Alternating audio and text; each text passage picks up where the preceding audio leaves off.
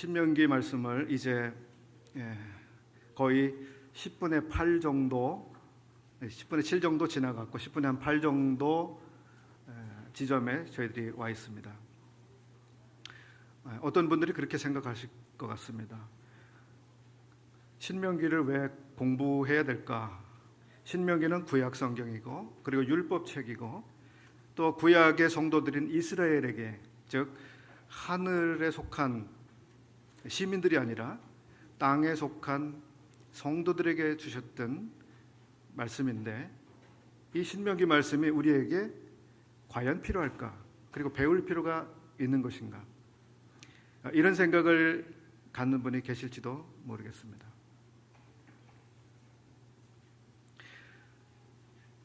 주님께서 사람들을 구원하시는, 또 영혼을 구원하시는 경륜 안에서, 이 복음의 경륜 안에서 보게 될 때에 분명히 구약 그리고 모세의 율법은 은혜와 명확하게 대비되는 것이고, 우리를 구원하시는 하나님의 능력으로서는 이 하나님의 수단이 되지는 않습니다.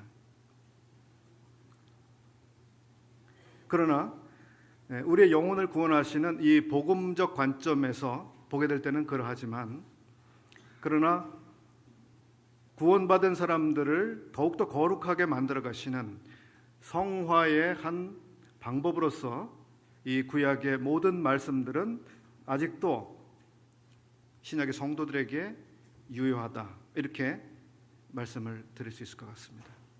왜냐하면 디모데후서 3장 16절 이하를 기억하시게 되면, 모든 말씀은 성령의 감동으로 되어진 것으로 교훈과 책망과 바르게 함과 의로 교육하기에 유익하다고 하셨고, 그것은 하나님의 사람으로 온전케 하며, 이렇게 말씀하고 있습니다. 하나님의 사람들을 온전하게 만들어 가시는 수단은 바로 하나님의 말씀입니다. 그 말씀은 그 디모데 후서에 기록된 그 당시에 그 하나님의 말씀은 구약의 모든 성경 말씀들을 포함하는 그러한 의미였습니다. 그래서 하나님께서는 여전히 구약의 모든 말씀들도 사용하셔서 하나님의 사람들을 더욱더 온전하게 만들어 가신다고 믿을 수 있습니다. 그리고 하나님의 사람들을 온전케 할 뿐만 아니라 모든 선한 일을 행하기에 온전케 준비시키려 함이라고 또 말씀하고 계십니다. 우리가 주님을 어떻게 섬길 것인가를 준비시키시는 방법이 바로 하나님의 말씀이고, 그에 앞서 무엇을 할 것인가에 앞서서 어떤 사람들이 되도록 할 것인가에 있어서 하나님은 말씀들을 사용하신다고 하는 것입니다. 그런 점에서 이 구약의 신명기 말씀 역시도 하나님의 사람들을 계속해서 온전하게 만들어 가시고 모든 선한 일을 행하기에 온전하게 만들어 가신 하나님의 유효한 방법이다, 이렇게 생각해 볼 수가 있겠습니다.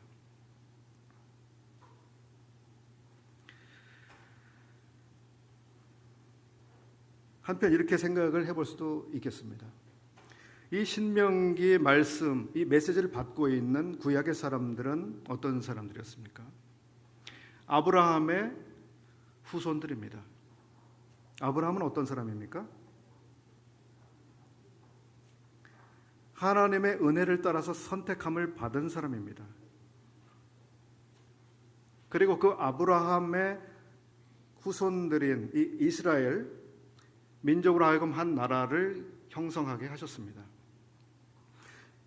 그리고 여기 출애굽한 이 사람들은 애굽에서 노예로 억압받는 상태에 있었습니다. 하나님께서 그들을 구출해 내셨습니다. 그 구출의 과정에서 우리는 유월절이라고 하는 아주 특별한 한 날을 생각해 볼 수 있습니다. 이와 같은 그림은 바로 신약에 와서 인생들을 구원하시는 하나님의 구원에 대한 예표요, 그림으로 그려지고 있습니다. 그렇게 본다고 하면 아브라함 때부터 선택되어졌고, 그리고 이집트로부터 구출받은, 소위 구원받은 이 사람들이 이스라엘 사람들이었습니다. 그리고 구원받은 이 사람들이 이제 가나안이라고 하는 곳에 들어가는 이 과정 가운데 있습니다. 그래서 어떻게 보면 이 메시지를 지금 받고 있는 이스라엘 사람들은 오늘날 우리 입장에서 본다면 이미 하나님에 의해서 기적적으로 또 은혜를 통해서 선택되어지고 구출받은, 구원받은 사람들이라고 우리가 대비해서 생각해 볼 수가 있는 것이죠.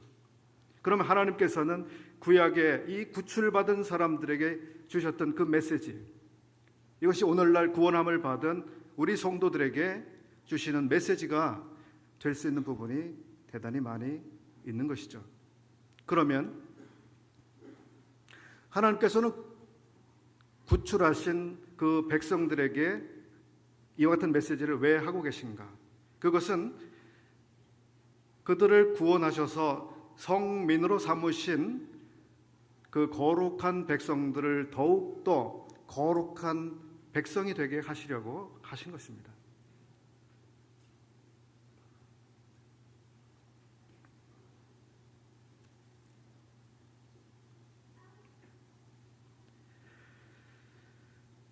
오늘 신명기 27장과 28장은 이제 한 8부 능선점으로 넘어가는 신명기 한 부분인데요. 지난 시간까지 다루어진 26장까지, 12장부터 26장까지는 이 이스라엘 사람들에게 주신 율법의 내용들입니다. 이러이러한 것을 지키라, 이렇게 순종하라, 이렇게 살아가라라고 하는 구체적인 내용들의 제시, 이것이 지난 시간까지 전달된 메시지였습니다. 오늘 27장 이후 메시지는 이제 내가 전할 수 있는 모든 메시지를 여러분 앞에 다 전해드렸습니다. 이제 여러분이 선택할 차례입니다. 그리고 여러분이 어떤 것을 선택하든지 간에 그 선택에는 반드시 책임이 있게 됩니다. 여러분이 순종해서 복을 얻는 그것을 선택할 수도 있고, 불순종을 선택함으로써 저주를 받는 길이 있습니다. 그 가운데서 선택은 여러분의 몫입니다. 오늘의 본문은 바로 그 본문의 시작 지점입니다. 그리고 그 중간까지 이어지고 있습니다. 우리들은 쉽게 생각을 할 수 있습니다. 왜 미련하게 저주의 길을 선택하겠는가? 복받는 길을 선택하지. 그러나 이스라엘의 실제 역사는 순종하여 복을 받는 그 삶보다는 불순종해서 저주를 받는 그러한 길을 선택한 역사였다고 하는 것을 저희들이 알고 있습니다.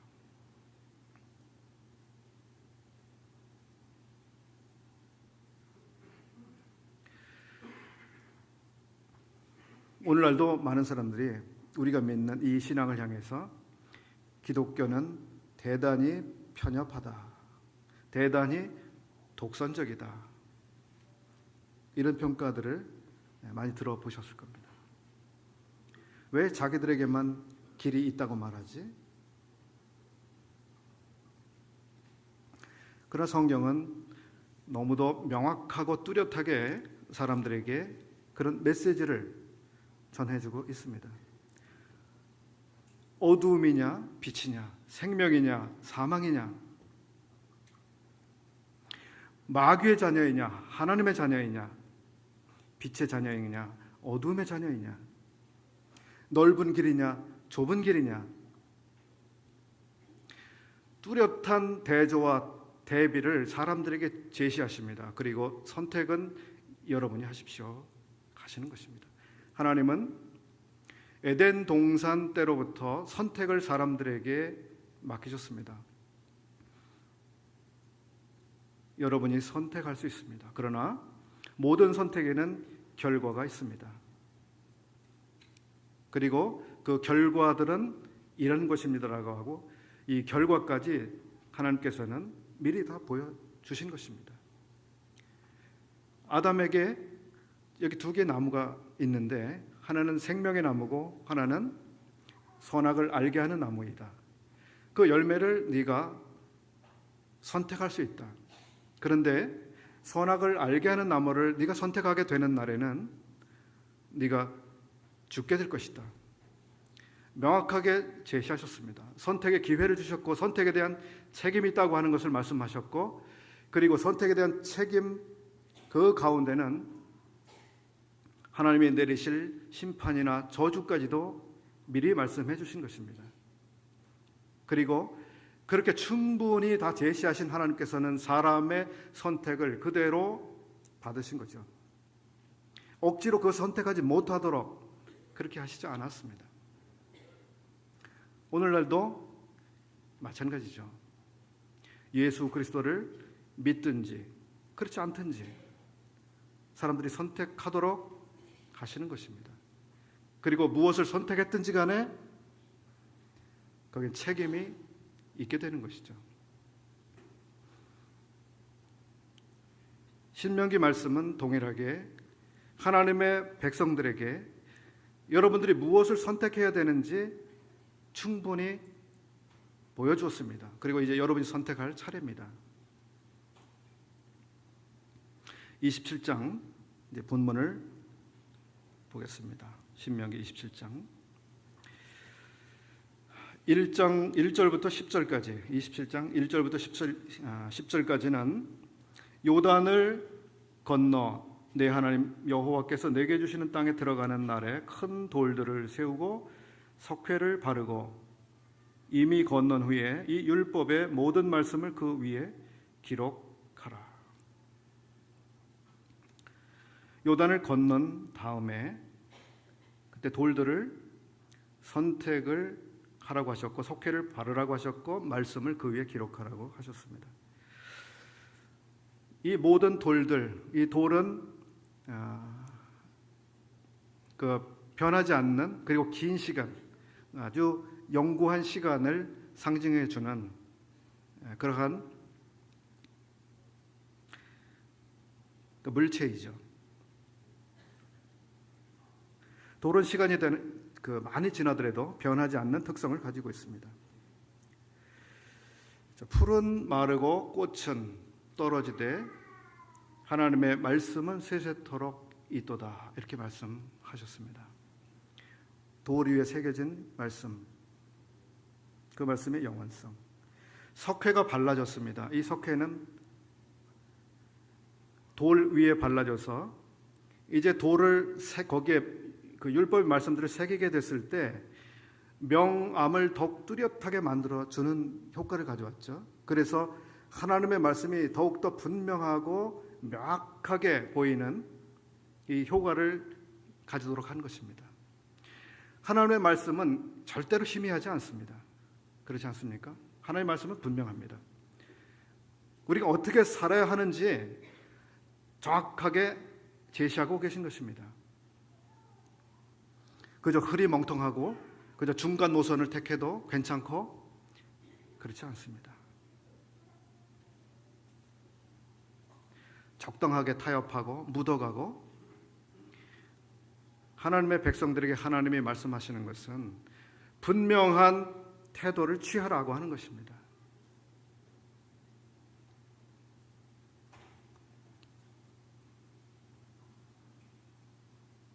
(3절) 하를 보겠습니다. 곧 젖과 꿀이 흐르는 땅에 내가 들어가기를 내 열조의 하나님 여호와께서 내게 말씀하신 대로 하리니. 말씀하신 대로 하리니. 8절 너는 이 율법의 모든 말씀을 그 돌들 위에 명백히 기록할지니라. 10절 그런즉 내 하나님 여호와의 말씀을 복종하여 내가 오늘날 내게 명하는 그 명령과 규례를 행할지니라. 여기 율법의 말씀들이 돌들 위에 기록이 되어졌고 이 돌들이 세워졌습니다.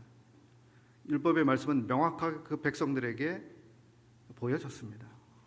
그리고 백성들은 하나님이 요구하시는 것이 무엇인지, 그들이 어떤 삶을 살아가야 하는지 명확하게 알 수 있었습니다.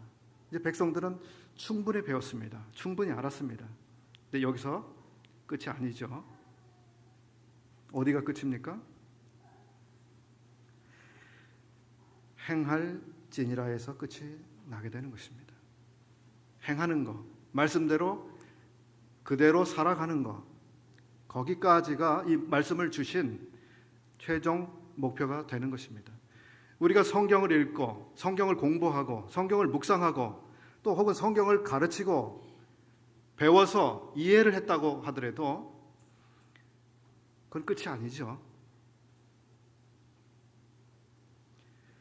주님께서 제자들에게 마지막 지점에서 명령하신 명령 가운데 하나가 무엇입니까?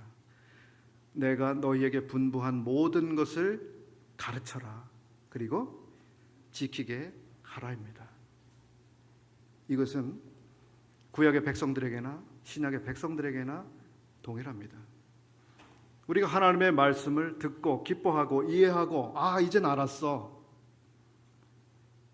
거기서 끝나는 것이 아닙니다. 오히려 그것은 야고보서에 말씀한 것처럼 그것은 우리를 거짓말하게 하는 자가 되게 하는 것입니다. 그래서 우리는 주 앞에 기도하기를 주의 말씀을 깨닫게 해주십시오 할 뿐만 아니라 주의 말씀을 순종할 수 있도록 또 기도해야 하는 것이죠. 11절로 26절 부분으로 넘어가겠습니다. 여기에 두 산이 나옵니다. 하나의 산은 그리심 산입니다. 또 하나의 산은 에발 산입니다. 율법의 말씀들이 기록된 이 돌들은 에발산 위에 세워졌습니다. 그리심 산에서는 축복을 하라고 하셨고 에발산에서는 저주를 선포하라고 하셨습니다. 그 재미있는 것이 저주를 선포하라고 하신 그 에발산 위에 이 율법의 말씀들이 세워졌다고 하는 것입니다. 우리가 복음의 관점에서 생각을 해보면 그렇죠? 율법은 영생을 얻도록 하는 데 있어서는 무능력하다고 하는 것을, 그리고 율법에는 저주가 따른다고 하는 것을 우리에게 보여주는 하나의 입체적인 언어일 수도 있습니다. 그렇지만 지금 신명기를 상고하는 관점은 우리가 복음에서 우리의 영혼의 구원에 대한 부분이 아니라 이 성화의 삶에 대한 관점에서 이 말씀을 보고 있습니다. 실제로 이스라엘을 여행해 본 분들에 의하면은 그리심산과 에발산은 아주 대조를 이루고 있다고 해요. 두 산이 이렇게 있는데요, 그렇게 멀지가 않은 거죠.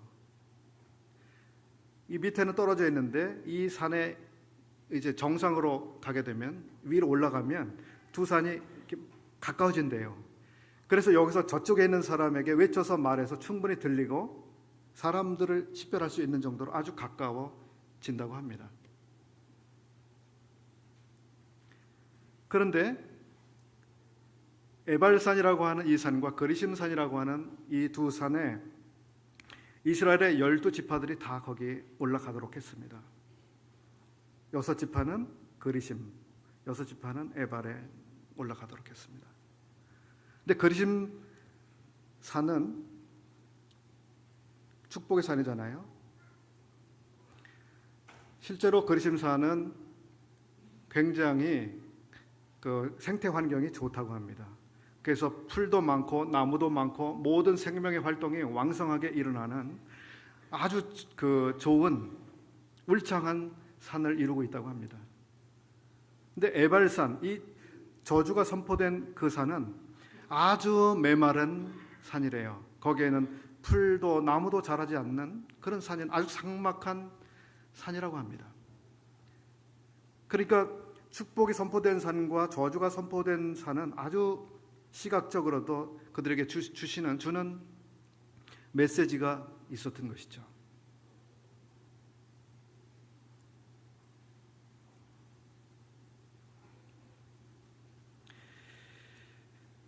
신명기 27장에 이 거리심산에 서 있는 사람들이 있습니다. 그런데 거리심산에서 축복한 이 내용들은 여기 기록에 나와 있지 않습니다. 그 기록이 생략됐습니다. 그리고 저주에 관한 저주가 선포된 내용들만 여기 27장에 기록이 되고 있습니다. 신기한 일이죠.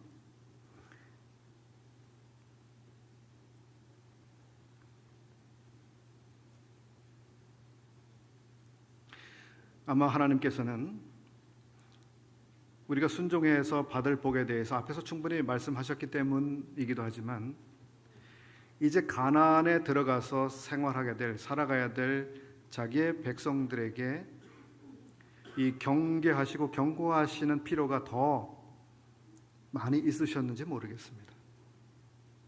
그래서 이 저주의 선포의 기록을 여기 자세하게 기록해 주셨다고 생각이 됩니다.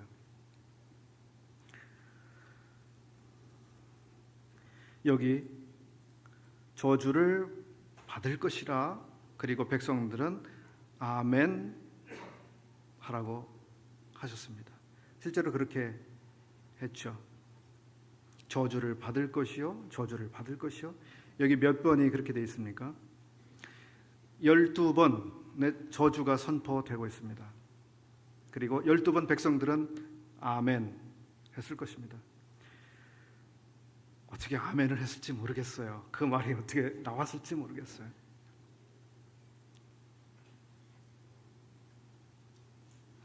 시간 관계상 저주를 받게 되는 이유들과 내용들 잘 살펴보기는 어렵겠습니다만, 첫 번째는 우상 숭배와 관련된 것입니다. 15절 나와 있죠. 장색의 손으로 조각하였거나 부어 만든 우상은 여호와께 가증하니 그것을 만들어 은밀히 세우는 자는 저주를 받을 것이라. 백성들은 응답하여 아멘 할지니라. 첫 번째 저주의 선포는 우상 숭배와 관계가 되고 있습니다. 그 다음번에는 부모에 대한 홀대입니다. 인륜에 있어서는 첫 번째 해당이 되는 것이죠. 세 번째는 이웃과의 관계입니다.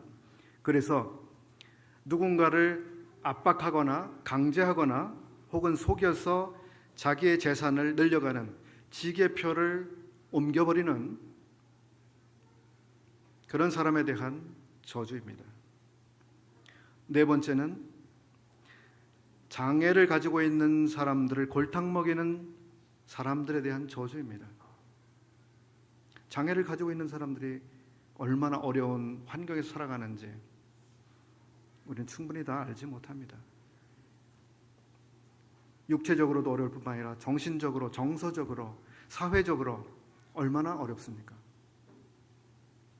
그런 사람들에 대한 긍휼보다는 그런 사람들을 골탕 먹이는 사람들이 있었어요. 소경이 길을 찾고 있는데 지금 자기 집을 찾아가야 되는데 반대쪽을 가르쳐주면서 그쪽 길로 계속 가라고 이야기해주는 그런 사람들이 있는 것이죠. 영적으로도 그런 일이 있을 수 있을까요? 하나님을 간절히 찾는 그런 사람들이 있을 수 있잖아요. 빛을 찾는 사람들이 있잖아요. 그런 사람들에게 거짓 복음을 전해주고 엉뚱한 사망의 길로 가도록 그렇게 한 그런 사람들이 있을까요? 저주를 받아야 되죠. 그 다음은 약자들에 대한 재판을 공정하지 않는 사람들에 대한 저주입니다. 공정하지 않은 거, 공정하지 않은 거. 이것은 큰 문제입니다. 우리 사회가 공정합니까? 우리는 공정한 사회에 대한 관심을 가져야 합니다. 교회 안에서도 그렇습니다. 우리는 가능한 모든 사람들을 은혜와 자비로 대해야 되지만, 그러나 우리는 공정함을 잃어서는 안 됩니다. 공정함은 하나님의 양보할 수 없는 특성이기 때문이죠. 하나님 공평하신 하나님이라고 수도 없이 밝혀오셨습니다. 그 다음 6번째부터 9번째까지는 성범죄들을 말씀하고 있습니다. 20절, 21절, 22절, 23절까지. 여기에는 계모와 성관계를 하는, 짐승과 성관계를 하는, 그리고 근친 간의 성관계를 하는 이 범죄를 말씀하시면서 그런 사람들은 저주를 받는다고 하는 것입니다.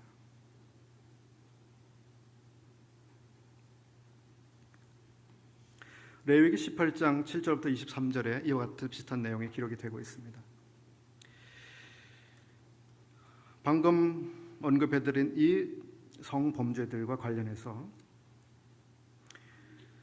이것은 하나님께 특별히 아주 역겨운 죄들이라고 하는데, 이것은 가나안 땅에서 실제적으로 행해졌던 종교적 매춘, 그리고 히타이트족, 즉 헷족속이라고 일컬어지는 히타이트족 안에는 수간이 행해지고 있었다고 합니다.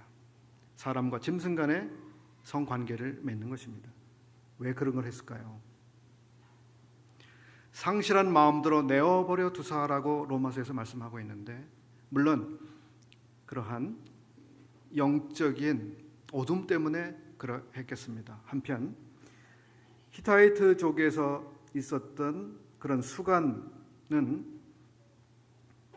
짐승과의 성교가 히타이트 신과의 영적인 연합을 가져온다고 믿었기 때문입니다. 그것은 단순한 쾌락을 추구한 정도에서 끝난 문제가 아니었던 것입니다. 거짓된 신은 사람들의 생각, 사상,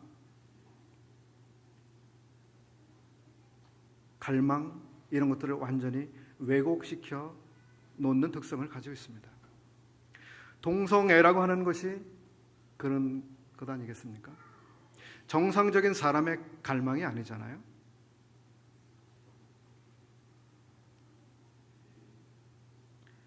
신과의 연합을 가져온다고 믿었기 때문에 그렇게까지 했다고 합니다. 25절은 무죄한 자를 죽이려고 뇌물을 받는 자는 저주를 받을 것이라. 이 상황은 뇌물을 받고 무죄한 사람에게 사형을 판결해주는 이 재판관과 관계된 것이라고 보는 입장이 있습니다. 한편 이 살인 청부를 생각해 볼 수도 있지 않나 하는 생각해 봅니다.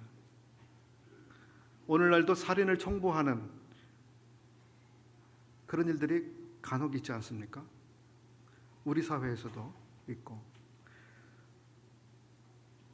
필리핀에서 선교하고 계시는 형제님이 한 달 전에 우리 자매 선교에 오셔서 보고해 주신 내용 가운데 그 땅은요 살인 청부가 아주 흔하대요. 그저 그 돈을 몇백 불인가요? 얼마를 주면은 얼마든지 사람을 철해 준대요. 그런 일들이 뭐 아주 흔하게 일어날 정도로, 그리고 크게 사람들 충격을 받지 않을 정도로 일어나는 사건이라고 합니다. 사람의 생명이 무엇입니까?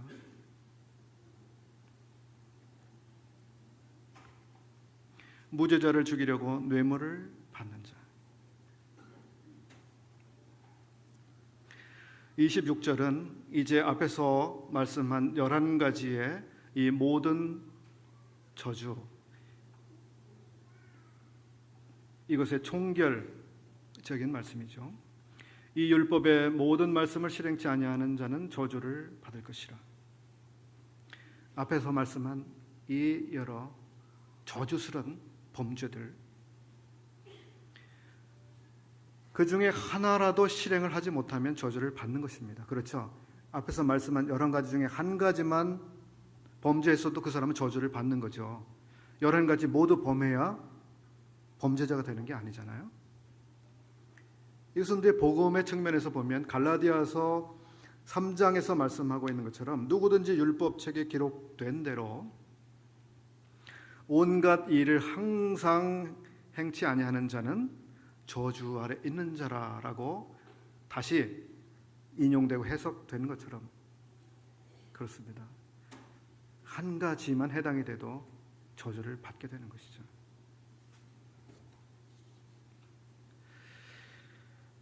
복음적 측면보다는 성화적 측면에서 이 말씀을 보고 있기 때문에 자, 이제 우리 성도들에게 한번 생각을 옮겨보겠습니다. 앞에서 일컬어진 이 저주스러운 죄들은 그 영역이 다양합니다. 하나님과의 관계, 이웃과의 관계, 부모와의 관계,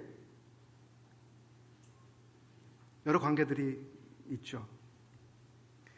우리는 주님을 닮아가는 이 성화적 측면에서 모든 면에서 주님을 닮아가야 하는 이 점을 생각해 볼 수 있을 것 같습니다.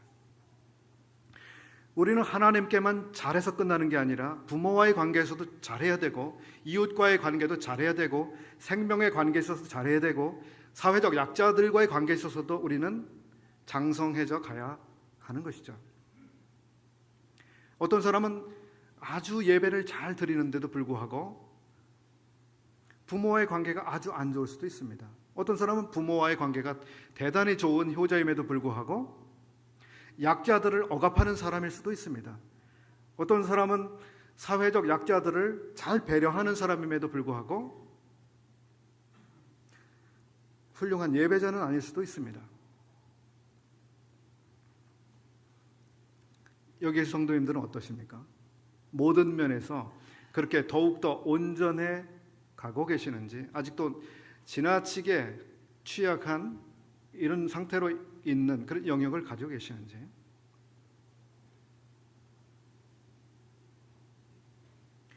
어떤 사람은 구제를 잘하는 사람인데도 불구하고 뒤에서 남을 험담해서 평판을 은근히 허물어버린 이런 사람이 있을 수도 있습니다.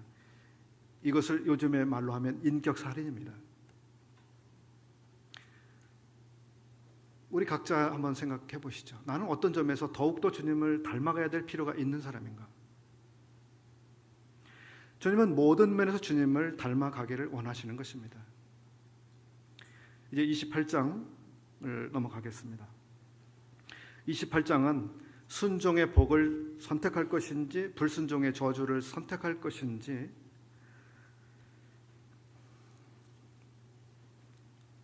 더욱더 분명하게 제시를 해주고 계십니다. 앞에서 말씀드린 것처럼 하나님은 자기 백성들을 사랑하고 계십니다. 우리들을 사랑하고 계십니다. 그 기대는 무엇입니까?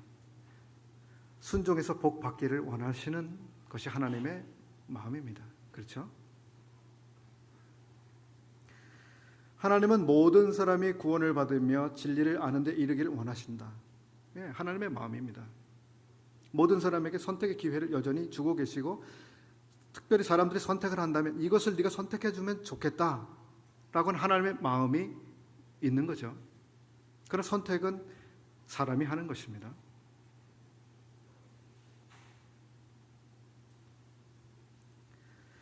사람의 선택과 운명에 대해서 쓴 문학 작품 가운데 아주 유명한 대부분의 성도님도 아실 만한 것이 있는데 그게 로버트 프루스트라고 하는 사람이 쓴 시 가지 않은 길이라고 하는 시일 것이라 생각합니다.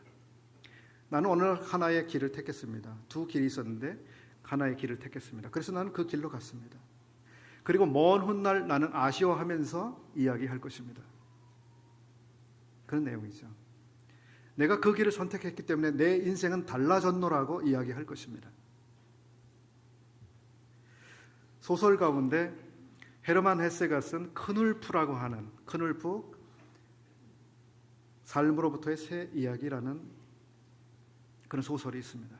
거기에 큰울프라고 하는 이 젊은 청년이 나옵니다. 아마 20몇 살쯤 된 사람인데요. 그 사람은 아주 좋은 가정에서 유복하게 자라났습니다. 그리고 그 당시에 이 개인 교수를 불러다가 그 고문을 배우잖아요. 라틴어를 배우고 라틴 문학을 배우고 그 히랍의 철학을 배우고, 이 젊은이를 가정에서 그렇게 앞으로 잘 길러서 정말 훌륭한 사람이 되도록 기르려고 교육을 시키고 있었습니다. 그런데 이 젊은이가 어느 날 잘못된 선택을 했습니다. 그 동네에 아주 되바라진 그 소녀가 살고 있었습니다. 근데 이 젊은 사람이 그 소녀를 사랑하게 됐습니다. 그 소녀는 네가 나를 사랑한다면, 그리고 나하고 계속 만나주고 그렇게 있으려면 너는 네가 지금 공부하고 있는 걸 다 때려 치워야 돼 라고 조건을 이야기했습니다. 이 젊은이가 그렇게 했습니다. 그래서 그는 모든 학업을 거기서 다 던져버렸습니다. 집을 나왔습니다. 그리고 이 젊은이는 그 뒤에 이 소녀가 다른 남자와 관계를 맺고 있다고 하는 걸 알게 됐고, 이 큰울프는 방황하는 삶을 살게 됐습니다. 계속 이 집 저 집을 돌아다니면서 불황하는 사람이 됐습니다. 이 친구는 슬프게도 자기 집이 아닌 객지에서 최후를 맞이했습니다. 장래가 촉망되던 한 젊은이였습니다. 그런데 이 젊은이는 무언가를 선택했던 것입니다. 그의 인생은 완전히 달라졌습니다. 누가복음 15장에 탕자의 이야기가 나옵니다. 탕자는 두 번의 중요한 선택을 했습니다. 그렇죠. 한 번은 아버지를 떠나서 자기 식대로 살아보겠다고 하는 그 선택을 했습니다. 그리고 그의 두 번째 선택은 다시 아버지의 집으로 돌아가겠다고 결심을 하고 돌아간 그 선택이었습니다. 그의 인생에 있어서 두 번의 중요한 선택이 있었던 것이죠. 여기 계신 모든 성도님들은 인생에 있어서 중요한 선택을, 아주 가장 중요한 선택을 이미 하셨겠죠. 그러나 이 선택이라고 하는 것은 매일의 우리의 삶에서 계속해서 다가오는, 무언가를 결정하고 무언가는 버리고 무엇인가는 내가 취하는, 어떻게 보면 기회의 연속일 수 있는 이 매일의 선택이 우리 앞에 놓여지고 있습니다.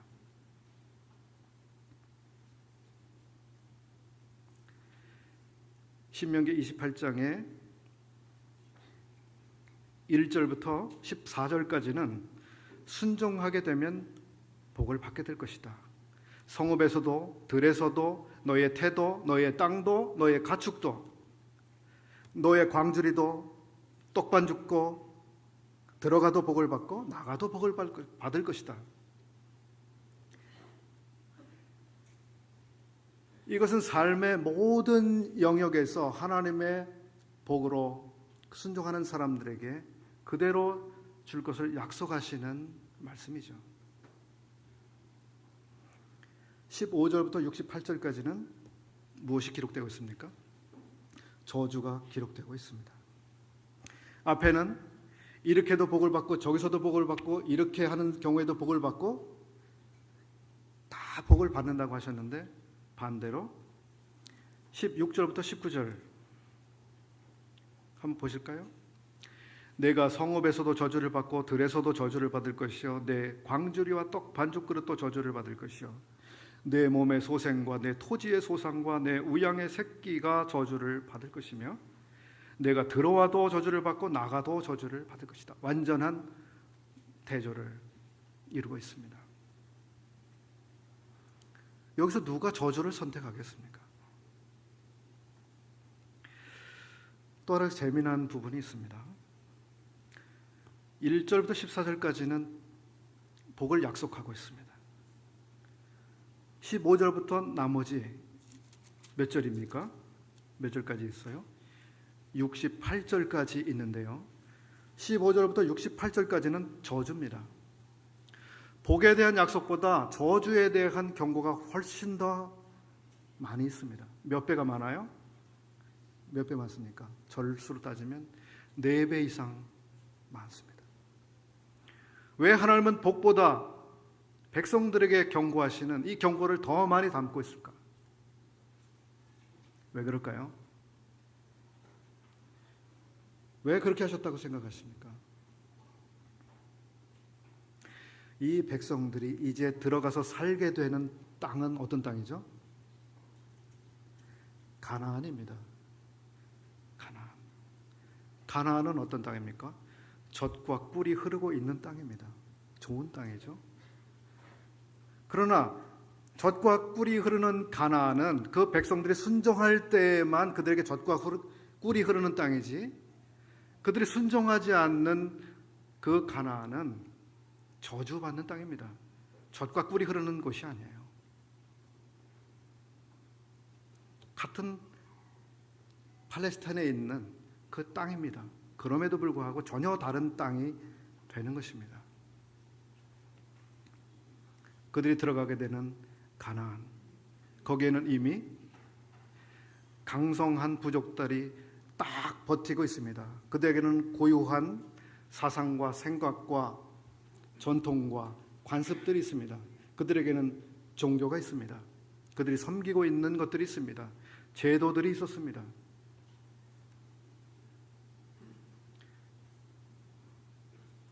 그리고 가나안뿐만 아니라 둘러싸고 있는 모든 민족들을 생각해 보십시오. 블레셋, 모압, 에돔, 또 많이 있었잖아요. 한결같이 경건하지 않은 민족들, 하나님을 알지 못하는, 여호와를 경외하지 않는 나라들입니다. 완전히 이스라엘은 포위되어 있다고 말할 수 있습니다. 영적으로 포위되어 있을 뿐만 아니라 가나안이라고 하는 땅 안에서도 그들에게는 불경건한 생각들이 얼마든지 침투해 올 수 있는 상황에 있는 특성을 가지고 있었던 거죠. 그 땅으로 들여보내시는 하나님의 마음, 얼마나 조마조마하겠습니까? 내 백성들, 내가 거룩하게 분리한 이 백성들이 그곳에 들어가서 거룩한 사람들로 살아낼 수 있을까? 정말 그렇게 해주면 좋겠는데, 이것이 하나님의 마음 아니었을까요? 오늘날 우리들이 살아가고 있는 이 환경은 어떻습니까? 다르지 않죠. 우리들은 이 세상이라고 하는 공간 안에 살고 있습니다. 이 세상을 지배하는 신이 있습니다. 이 세상을 지배하는 정신과 풍토가 있습니다. 유행하는 물결이 있습니다. 때때로는 억압으로 다가오기도 하고 회유로 다가오기도 하고 유혹으로 다가오기도 합니다. 우리는 매일매일 그 환경 가운데 살아가고 있는 것입니다. 우리가 살고 있는 이곳은 안전이 보장되어 있는 그 세상이 아니죠. 우리는 매일매일 하나님의 보호를 필요로 하는 환경 가운데 살고 있습니다. 이걸 잊을 수가 없습니다.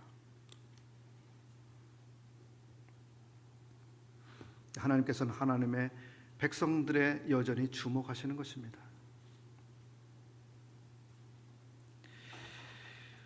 28장 1절부터 19절까지의 내용 가운데 특별히 우리의 마음을 끄는 부분이 있는데 그것은 9절에 있는 부분입니다. 하를 보겠습니다. 그 길로 행하면 여호와께서 내게 맹세하신 대로 너를 세워 자기의 성민이 되게 하시리니. 성민이 되게 하시리니. 그 앞에 26장 18절을 보시면 여호와께서도 내게 말씀하신 대로 오늘날 너를 자기의 보배로운 백성으로 인정하시고 19절 마지막 부분 내 하나님 여호와의 성민이 되게 하시리라. 자, 성민이 되게 하시겠다고 하시는 거예요. 근데 이스라엘은 이미 성민이 아닙니까? 이미 성민입니다. 왜냐하면 신명기 7장 6절부터 8절에 이미 그들은 성민이라고 선포하셨습니다. 너는 여호와 내 하나님의 성민이라. 내 하나님 여호와께서 지상 만민 중에서 너를 자기 기업의 백성으로 택하셨나니. 그래서 이스라엘은 이미 신분적으로 성민입니다. 그러나 여호와께서는 그 성민으로 하여금 성민이 되게 하시겠다고 말씀하고 계신 것이죠. 성민이 되게 하시리니. 우리는 성도입니다. 그렇죠? 근데 우리를 성도로 만들어 가십니까? 우리 성도로 만들어 가시죠. 더욱더 거룩한 사람들로 만들어 가시는 것입니다. 신분에 있어서 이스라엘은 이미 성민입니다. 그러나 그들의 상태는 계속해서 거룩한 백성들로 하나님 앞에서 살아가야 되고 거룩한 백성이라는 것이 그들의 삶에서 입증돼야 했던 것입니다. 그들의 생각도 그들의 삶도 그들의 관계도. 우리는 구원을 받은 성도입니다. 이미 하나님의 자녀입니다. 그럼에도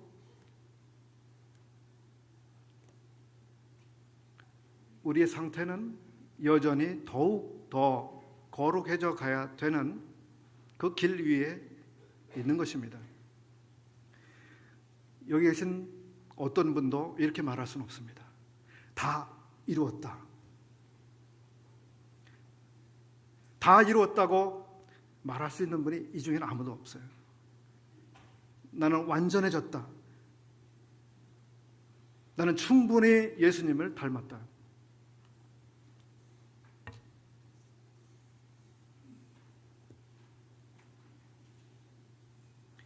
(28장 27절) 하반을 보면 개창으로 너를 치시리니 내가 치료함을 얻지 못할 것이며.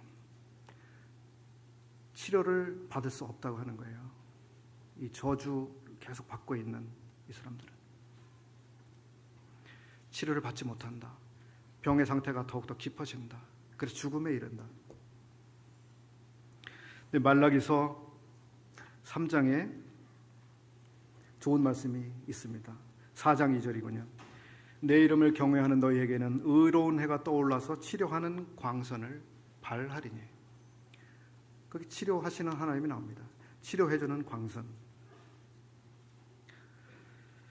그 치료하는 광선이 어떤 사람들에게 임하는 것입니까? 여호와를 경외하는 사람들에게 임하게 됩니다.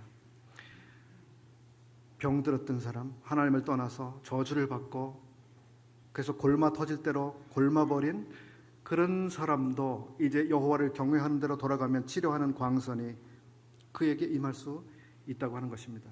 우리 성도님들은 한 주간 어떻게 사셨습니까? 우리가 한 주간 동안 실패한 삶을 살았다 할지라도 여호와를 경외하는 데 돌아가면 치료하는 광선이 우리에게 임할 수 있다고 하는 것입니다. 이것이 얼마나 놀라운 자비와 은혜입니까? 주님께서는 하루에 7번 너에게 누군가 잘못을 하고 잘못했노라고 하면은 그들 용서해 주라고 하셨습니다. 우리의 삶에서 우리는 실패할 수 있는 일이 참 많습니다. 실패하는 일도 참 많이 일어납니다. 그러나 거기서 끝이 아니죠. 실패가 끝이 아닙니다. 여호와께로 돌이키면, 자백하면, 회개하면 거기에 소망이 있는 것입니다. 오늘도 우리를 기다리시는 분, 우리가 실패했지만 다시 주님께로 돌아오기를 기다리시는 분, 그분이 우리 주님이기 때문에 우리는 복됩니다. 우리 자신을 잠시 살펴보시고 주님께로 마음을 더욱 돌이키시는 시간이 되시기를 바랍니다. 시간이 조금 지나서 죄송합니다. 기도하고 마치겠습니다. 고마우신 아버지 하나님, 참 우리의 주님께서는 자비와 긍휼이 무궁하신 분이심을 인해서 찬송을 드립니다. 또 저희들이 이 아침에 주님의 놀라우신 자비를 따라서 다시 주님께로 나아갈 수 있는 이런 자들이 된 것을 감사를 드립니다. 주께서 저희들을 살펴주시고 또 저희들을 회복시켜 주시고 또 치료해 주시기를 원합니다. 또 주님, 저희들을 향해서 가지고 계신 뜻대로 저희들로 더욱 거룩한 주의 성민이 되게 해주시는 그 놀라운 은혜 가운데 살아가게 해 주시옵소서. 허락하신 말씀을 주께 의탁하오며 우리 주 예수 그리스도의 이름으로 기도하옵나이다. 아멘. 감사합니다.